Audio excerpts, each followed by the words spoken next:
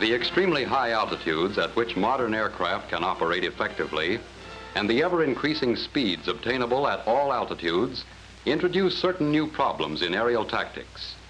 This should be of interest even to experienced fighter pilots. In this film, we will show the tactics developed for high-speed, high-altitude aircraft as solutions to the following three problems: intercept, escort and attack, and defense problems. First, let's see what's involved in the intercept problem. We'll assume that one of our carriers is the enemy target. A bomber at 40,000 feet needs only to get within 6 miles of its target to dump its bomb load. If the bomber is traveling 7 miles a minute, the intercept must be made another 70 miles away to allow 10 minutes for combat, a fairly well-established figure. Another 14 miles or 2 minutes must be allowed for the alert and time to scramble. If the fighter can climb to 40,000 feet in 20 minutes, another 140 miles is required, and the bomber must be detected 230 miles away. If the fighter requires 35 minutes to get to 40,000 feet, the bomber will travel 245 miles and must be detected a total of 335 miles from the carrier. The importance of advance warning, either by a picket destroyer or AEW, is apparent when we see the distances covered. Because we cannot pick up all targets at a sufficient distance to intercept them, there will undoubtedly be situations in which an airborne combat air patrol will be necessary. The chief problem in this case is the time required to relieve CAP on station and the fuel used while the aircraft are awaiting a vector. The logistics of maintaining a constant airborne CAP is an important consideration and makes the use of this technique difficult. Up to this point in the intercept, the pilot is working under the direction of the air controller in CIC. In air control work, knowing the pilots and the characteristics of the aircraft being used are very important to the air controller. At very high altitude, the pilot is normally operating close to the performance limitations of the aircraft. The controller must be familiar with these limitations, because if he asks for speed or maneuvers in excess, the pilot either cannot comply or may stall or encounter compressibility. For example, if the controller calls for a tight turn and expects a turn of about a mile radius, when the best the pilot can do is a turn of 1.5 miles radius, it is apparent that the pilot will not end up where the controller wants him. Also, the air will be cluttered with conversation if many pilots and the controller are talking back and forth, even following good radio procedure. And because talking at high altitude is difficult and hard for the controller to understand, every effort should be made by the controller to reduce the necessary talk by the pilot. Abbreviated voice procedures are used as much as practicable to reduce the amount of voice radio traffic. Using all the skills of a good controller, the fighters have now reached the point of tally-ho. Generally speaking, visibility in jet fighters is better than in reciprocating engine fighters. However, it is easier to detect aircraft above you than below. How quickly you make a visual detection depends upon such things as clouds, the position of the sun, and whether or not the target is leaving contrails. Incidentally, conversely, as we see here, if you fly in the contrail level, you advertise your position even though your aircraft may not be seen at all. If the height-finding radar used by the air controller is accurate enough, it's possible to bring the fighters in at the correct altitude to put the target approximately 1,000 feet above the fighters. This is the most desirable position for visual detection.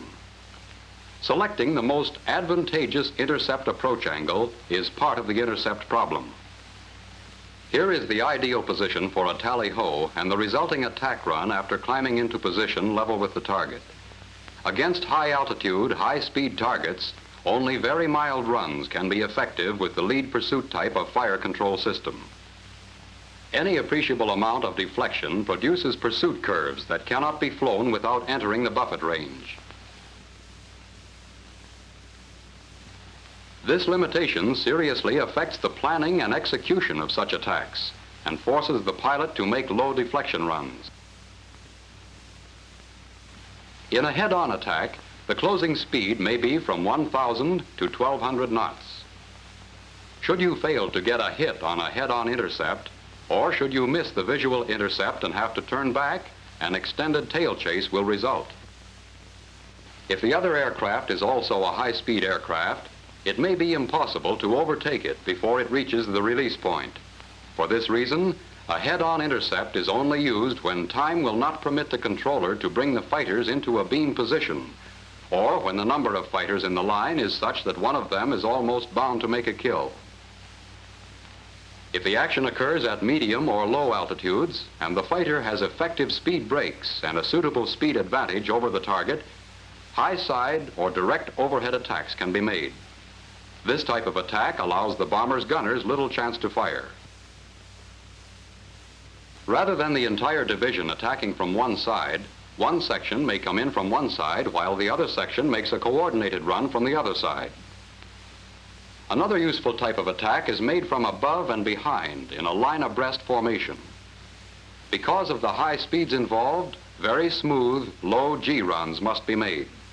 This attack may be forced by high altitude, high-speed targets against which high deflection runs cannot be effected. The breakaway is made to the beam and below. In all aerial tactics, whether offensive or defensive, never let the fight degenerate into individual melees. Always join up the division, or at least the sections, gain altitude or position advantage, and make another attack.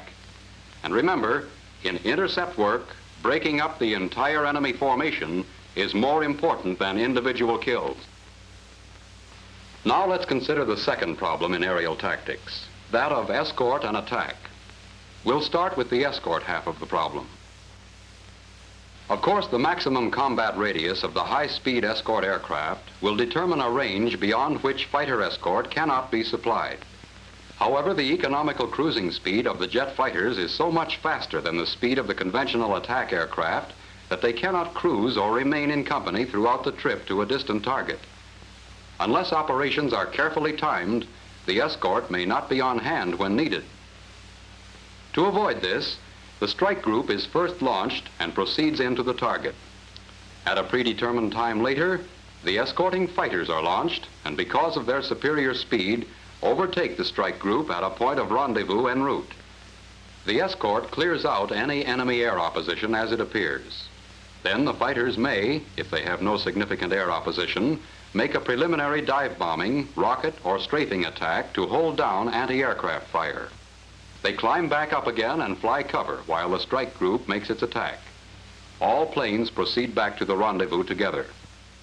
Then the jets return to the carrier at cruising speed, which is enough faster than the attack group to put them aboard the carrier well before the attack group returns. When close escort must be used for the entire distance, a zone type of coverage is furnished. A strong sweep is first made of the corridor to the target. The strike group starts out under the cover of the task group CAP and is covered into Zone 1. The returning sweep gives cover as the strike passes through Zone 2. Another escort group, launched after the strike group, covers the strike through Zone 3 and into Zone 4.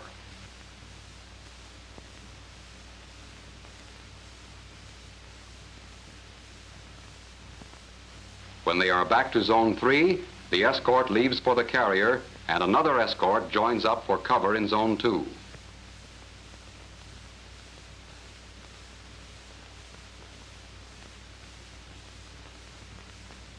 When the target is a reasonable distance away from the base, close escort can be furnished all the way by use of the conventional weave. The fighters can then operate at economical cruise and still stay with the attack group. Now let's look at the problems of the returning escorts in more detail. If the weather is good and the pilots know exactly where the carrier is, and a radio check indicates that they have a clear deck, the most economical practice is to begin the descent from a considerable distance out. This should be made at approximately 7/10 Mach, which in most current jets is about 65 knots below the red line. The distance at which letdown is commenced should be judged to bring the planes out over the carrier at proper altitude to enter the landing pattern. However, if there is doubt about the location of the carrier, or the weather is such that it is not picked up readily by visual means, it is best not to come down until the aircraft are right over the carrier and have the carrier definitely located. In this case, the aircraft should descend only to the altitude for maximum endurance. In most jets, this is lower than the altitude for maximum range. Fuel is saved, and it is easier for the carrier to pick up the jets on their radar scopes. Maximum endurance will be achieved by using the minimum power setting necessary to maintain best endurance speed. This speed is in the vicinity of 190 knots indicated at all altitudes with the F-9F and F-2H airplanes. As the airplane weight is reduced by the fuel used, the speed may be reduced slightly.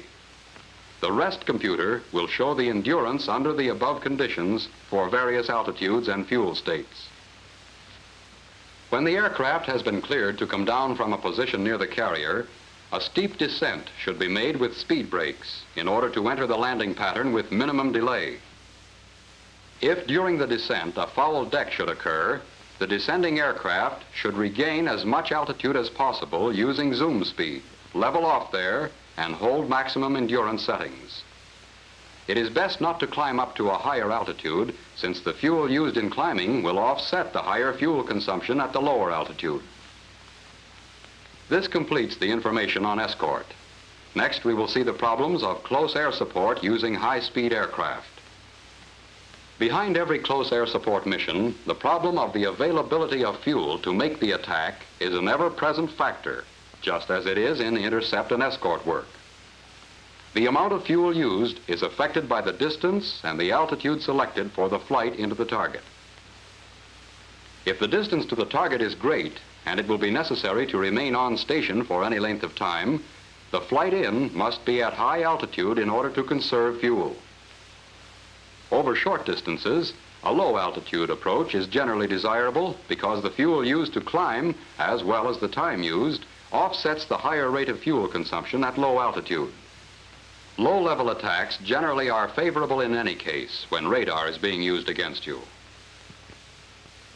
Because of the amount of fuel used while on station, an alternate method of supplying close air support is to have planes on alert on catapults ready to be launched when requested. This has several advantages. For one thing, the pilot sitting in the plane on the catapult has a much better opportunity to locate the target on his chart, and briefing is therefore more thorough. Also, pilot fatigue is not as much of a factor while sitting on a catapult as it is in flying. So when a pilot does get to the target, he can do a better job. And of course, it saves the fuel which would be used cruising around on station.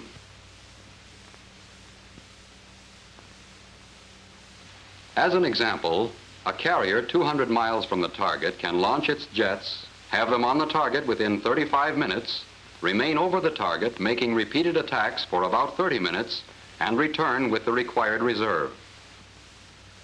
The advantages of catapult-launched jets are even more apparent when the carrier is close to the target area.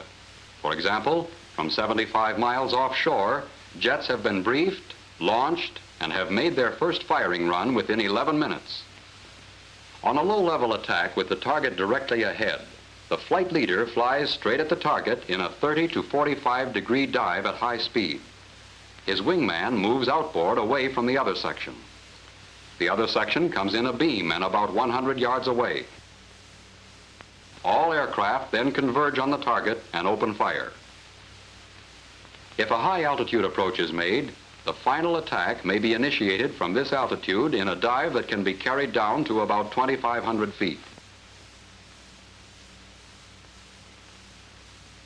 In this type of attack, the dive is made using the speed brakes and is, for the sake of accuracy of fire, continued to as low an altitude as safety will permit. As recovery is started, the speed brakes are retracted so that as much as possible of the speed built up in the dive can be used to get back up to economical cruising altitude. This completes the consideration of escort and attack problems. Now let's see the third problem, that of defensive tactics. In defensive operations, The basic element can be the four-plane division of two two-plane sections or two single planes. Here we see the two sections with the wingman flying close in on the leader. Sharp lookout and vigilance astern are needed to detect and thwart any attacks that may develop. On the basis of combat experience with jets, the formation shown here with the two planes of a section abreast but widely spaced has proven more successful than the regular formation. Under high speed or high altitude conditions, the wingman, if flying in close section, must concentrate too much on keeping position to be of any help either as a lookout or in defeating an attack. To help avoid detection and to be in the best possible position for defense against attack from out of the sun, sections in line abreast should be stepped down toward the sun. For the same reason, flight in the contrail level should be avoided where possible. Another consideration regarding the sun is that when orbiting a position, the figure 8 should be flown with the long axis across the sun, and all turns should be made toward the sun. High speeds result in turns of greater radius. The radius may even be so great that keeping the enemy in sight is a problem.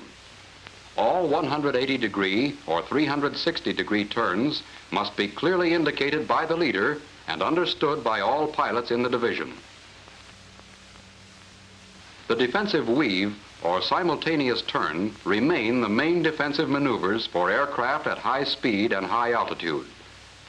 A properly detected attack can be defeated by a well-timed defensive turn into or away from the attack. With practice, a counterattack may be possible. If the formation is separated during a melee, elements should rejoin as soon as possible. At high altitude, an aircraft must be flown closer to its maximum possible performance. This requires greater pilot skill than in aircraft at lower speeds and lower altitudes. The minimum possible turning radius is achieved at the tactical speed of the aircraft. If the turn is tightened inside this limit, speed will be lost and can only be regained by easing off the turn. If the speed loss is permitted to persist, it will lead to a stall. When you stall out, you lose altitude advantage, which may be all the enemy needs to make a kill. If you are flying at a speed close to the critical Mach number of your aircraft and want to make a turn with minimum radius, use the speed brakes to get down to tactical speed as soon as possible. Since the horizon is not a good reference at high altitudes, it is desirable to use your attitude instruments to help maintain level flight in all turns. If you start to lose altitude, your speed will build up and you may get into Mach number disturbance, usually called buffet. You may have to use the speed brakes temporarily in order to regain control. If, on the other hand, you start to gain altitude, you will lose speed advantage. Even in straight and level flight, instruments are useful in preventing inadvertent gain or loss of altitude. At high altitudes, only very shallow dives are possible with the aircraft in clean condition before speed builds up to the buffet with attendant loss of control. However, good speed brakes make steep angles and high rates of descent possible with full control. When you allow yourself to get into the buffet range, you become a sitting duck for the pilot who knows how to fly his plane at maximum performance. This concludes the discussion of defensive tactics. High speeds, whether they are on the deck, on the way up to altitude, or at extreme altitudes, present some new problems in aerial tactics. In this film, we have seen some of the techniques developed to solve intercept problems, escort and attack problems, and the problems involved in defense operations. The high speeds combined with the problems of altitude itself require that the pilot thoroughly familiarize himself with all of the new techniques in order to take maximum advantage of the ability of his aircraft to go higher and faster.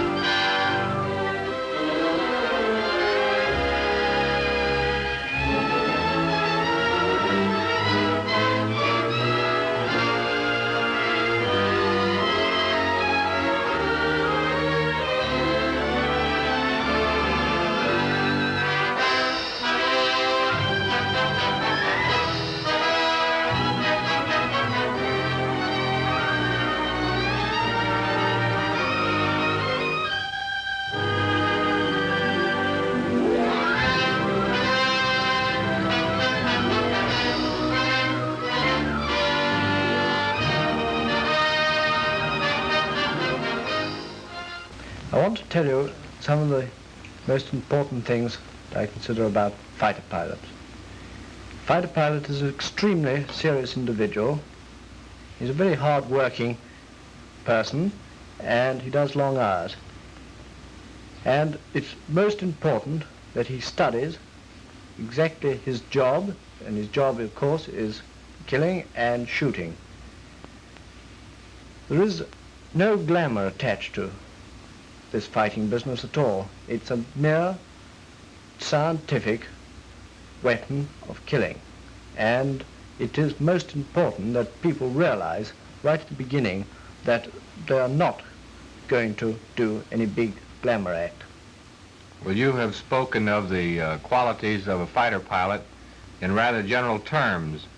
Do you have any specific instructions that would help you build up these qualities? I think the best way I can answer that is by telling you about what the instructions that I give to the pilots in my own squadron in England. First of all, their morale has to be extremely high.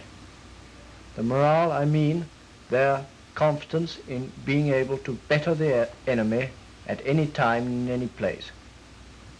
They've got to be very cool, cold-blooded. They've got to definitely think out their operations and attacks. They've got to be always on the alert, and they've got to recognize the enemy immediately they see him and at a great distance. And if they recognize him first, they automatically get a jump ahead of him. And while I'm on recognition, I want to bring out the point about weaving. Weaving is moving your airplane, moving the tail of your airplane so that you can see behind it. Weaving is not, or searching, weaving or searching as you like, is not some kind of aerobatic maneuver. It is just moving your airplane and searching the sky and screwballing your neck to see in all directions. The other thing is shooting. Shooting can be divided into two parts: range, deflection. Practically all pilots miss their first enemy through firing their ammunition at a ridiculous range. Out here, somewhere like that, miles away. The best way to judge range, that I recommend, is wait till the enemy fills your whole sight, or if you like, your whole windscreen. But don't fire until you're absolutely certain that you're going to shoot him down.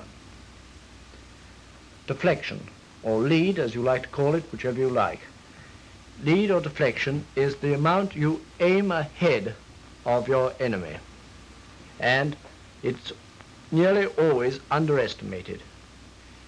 You should aim the amount you think you should aim ahead, then double it, and then add some more, because you can always take off deflection in your attack. You can always take it off if you aim too far ahead, whereas you can't, once you've started your attack, if you're aiming behind it, increase your turn so that you can actually hit it. The amount of extra G renders it practically impossible to increase your deflection. What do you do after you have completed an attack in order to get away without being shot down yourself? Well, the breakaway is an extremely violent maneuver, and when we break away, we break downwards like this and straight away as quickly as possible, taking care never to expose the belly of our aircraft to the rear gunner. We just break with full bottom rudder vertically downwards and away. Suppose the enemy has the tactical advantage on you. What do you do to counter his attack when it comes? Well, assuming that you see it first, which is, of course, all important, you always turn into the attack. In other words, attack coming down here, you turn into it like that and try to engage him as he comes down. If you can't engage him as he comes down and he forces home his attack, just as he starts firing, if you skid violently and he will miss, and his bullets will go over the attack, over your aircraft. What is the duration of the usual combat? Well, it's in and out. I've only known once a proper dogfight as you know it. Normally, it's just using your tactical advantage in, firing, out and away.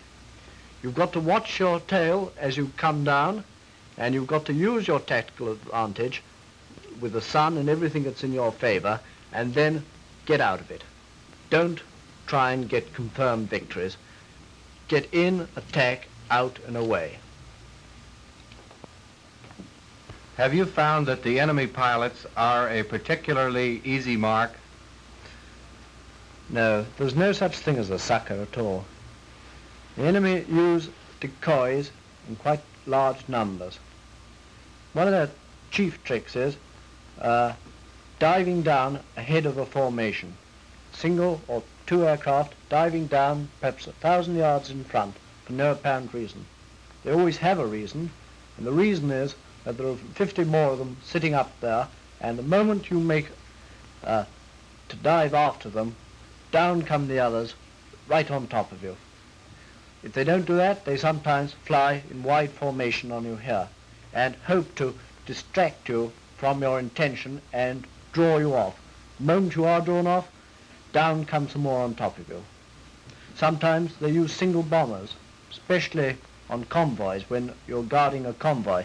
A single bomber will run across, and its idea is to draw you away from the convoy. If you're taken in, then they jump the convoy. But that is not always the rule, so one doesn't ignore single bombers. Obviously, one detaches some part of your force. And the leader must keep complete control over all his pairs and keep them so he can find them at any time and detach them to deal with any attack. You spoke of pairs. Just what type of formations do you use? The whole of our fighting principle is built up on the pair system. Pair is a fighting unit. It must stick together through thick and thin. A single aircraft is a liability. Two aircraft are a fighting unit, and they must at all times keep together. If one goes home, then the other must go home as well, because one can't have stragglers about the place. Pairs are built up into fours, and fours are built up into squadrons. The whole system of the pairs is built up like this, aircraft flying like this in together. The pairs are built up into fours, and the fours are built up into squadrons, normally 3 fours. Of course, you can, squadron commanders are permitted and do vary the type of formation just as they like, but normally we find that a very useful type of formation. As we get nearer the battle, or get near enemy territory, the back pairs move up a bit, like this. And the reason for that is that the squadron commander then knows that anything behind him is enemy. The whole formation is very loose, but in actual fact is extremely maneuverable and can absorb any hit. It's like a sponge. It can absorb hit and have some part of the formation that can swing over and counterattack at any one time. How do you maneuver the squadron quickly from that type of battle formation? Well, as you can see, it's a very loose formation, and pairs keep only relative position. They can be above or below, or a bit farther out or a bit closer. They maintain a very soft, sponge-like formation, and if in the turn they have to cross over, well, they do, and then they shift back and sort themselves out after a turn. The leader turns as fast as he likes, and the remainder merely juggle for position in pairs. In general, how do you make an attack from this squadron formation? Well, the leader normally always takes the enemy aircraft that's farthest away, or the leader, and he comes in and brings his squadron in on the inside. The principle is to bring the maximum fire to bear in the minimum time.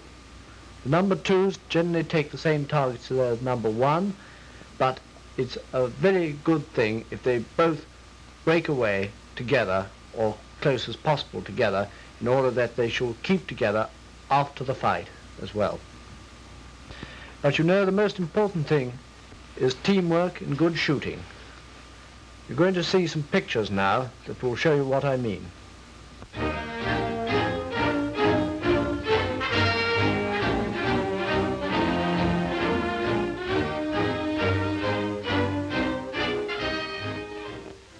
First, let's see some examples of range and lead to illustrate Squadron Leader Gillam's points.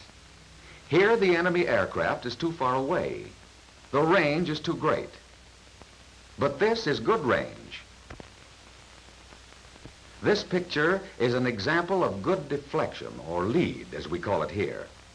And this is an example of pressing home the attack, where the leader is taking the enemy leader. Now let's look at some attacks on enemy shipping in the English Channel. Another ship is raked by guns of a British fighter plane.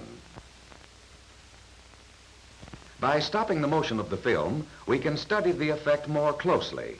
The bullets can be seen setting fire to the ship. These are explosive bullets. This is Squadron Leader Gillam setting fire to ships as his explosive bullets find their marks. When we stop the film, we can see the actual explosions of bullets on the target. There's a small barge, and then we see an E-boat.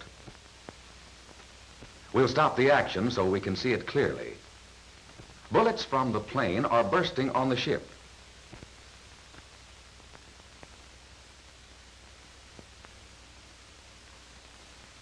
This pilot is overshooting and coming back. Stopping the action, we see that it's an effective and devastating fire.